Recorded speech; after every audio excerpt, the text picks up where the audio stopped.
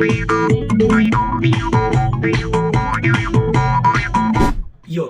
हेर्नुहोस् त, यो नेपाली टिपिकल मुर्चुङ्गा बाजा भन्छ यसलाई।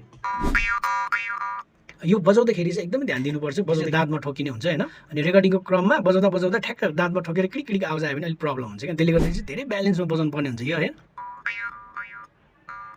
बजाउने हो, बजाउनु चाहिँ गाह्रो छ हैन। अब अलिकति मिलाएर बजाएको छु। भिडियो कस्तो लागेको छ, मन परेछ भने लाइक सेयर कमेन्ट गर्नु नबिर्सिनु है त।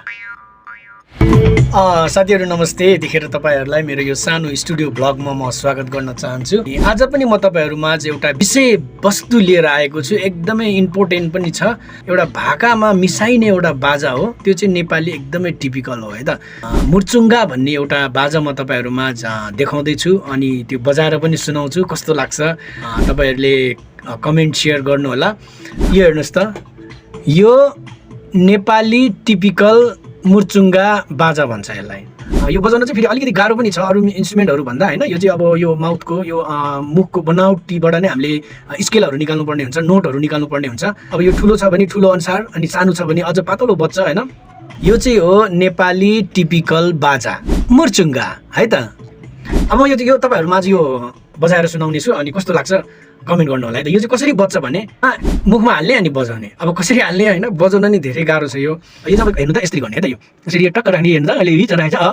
मैले औ गरेँ भने बज्दैन यो हैन। हल्ला बजाउँछु तर बज्दैन हैन है त।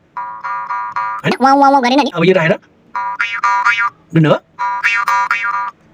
अनि रेकर्डिङको क्रममा बजाउँदा ठ्याक्क दाँतमा ठोकेर क्लिक क्लिक आवाज आयो भने अलिक प्रब्लम हुन्छ क्या। त्यसले गर्दा चाहिँ धेरै ब्यालेन्समा बजाउनु पर्ने हुन्छ यो है। अब एउटा म्युजिक मैले बनाउँदै थिएँ, अनि त्यसमा चाहिँ अलिकति बजाइदिउँ न त हैन, कस्तो सुन्दर रहेछ भनेर त्यो क्रममा चाहिँ नि मुर्चुङ्गाको भ्लग भिडियो बनाउँ नि त। एउटा स्टुडियोमा छु, अनि स्टुडियो भ्लग टाइप एउटा बनाउन भनेर चाहिँ तपाईँहरूलाई पनि एउटा केही जिज्ञासा हुन्छ हैन यो बारे, अनि कतिलाई चाहिँ यसो बुझौँ भनेर पनि मैले यो सानो एउटा भ्लग बनाएको। अब म एउटा म्युजिकमा बजाउँछु, तपाईँहरूलाई कस्तो लाग्छ एकचोटि सुनेर अनि कमेन्ट गरिदिनु होला है त। यो चाहिँ मैले टिपिकल अलिकति डान्सिङ खालको बनाएको थिएँ एउटा गीत, अनि त्यसलाई चाहिँ अलिकति सुरुवातमा चाहिँ अलिकति केही इन्ट्रो चाहिँ अलिकति केही इन्ट्रेस्ट होस् भनेर चाहिँ मैले यो बजाउन थालेको छु। अनि म तपाईँहरूलाई सुनाउँछु, अनि सुन्नु होला है त।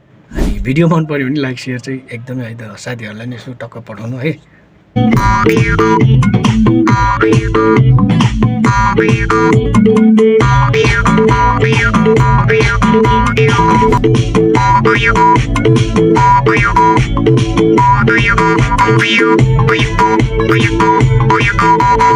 साथीहरू यस्तै हो, यसरी नै बजाउने हो। बजाउनु चाहिँ गाह्रो छ हैन। अब अलिकति मिलाएर बजाएको छु। भिडियो कस्तो लागेको छ, मन परेछ भने लाइक सेयर कमेन्ट गर्नु नबिर्सिनु होला है त। हस् त।